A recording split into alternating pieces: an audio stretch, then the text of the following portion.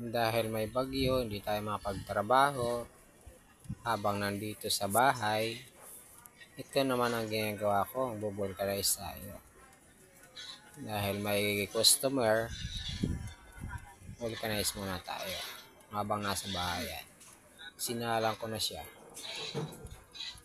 Pinakang interior niya, yan. Yan, sa number 9. Automatic yung ginamit ko yan, guys. Yan.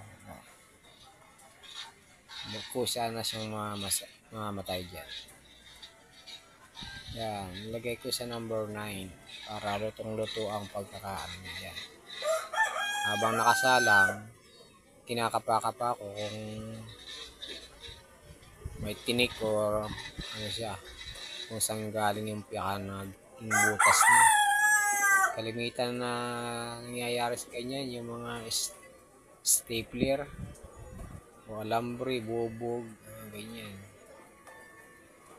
Pag mga manipis na ang gulong, mga bubog, yung mga pinag-inuman na nahagi sa kalsada, kaya kami lagi napaplat sa mga ganyan. Yan, may nakakapa ako dyan, bubog na nakabaon. Kaya kailangan tanggalin yung mga ganun. Yan, nakakailang ikot pa ako dyan. Kailangan kapain talaga para ligtas, para pagkabit okay na. Yan, pinatay ko na siya yan. Yan. Dahil naluto na.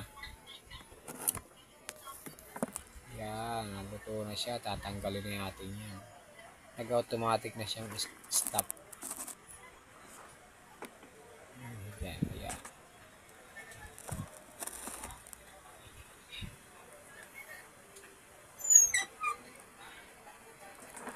At hirap tanggalin niya kasi nakalak talaga.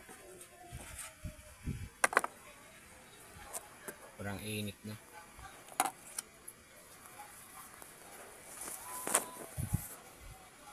Yan, ang init na yan, guys.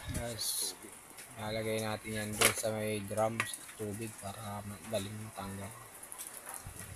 Medyo maambon-ambon pa. Yan, bayan na lumamig ulit. Kasi hindi mo tatanggal yung pinakang yero niya.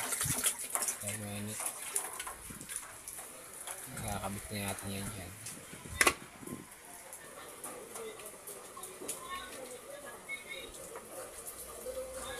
Yan, dikit na dikit siya. Lutong-luto ang pagkakaano niya, vulcanize niya.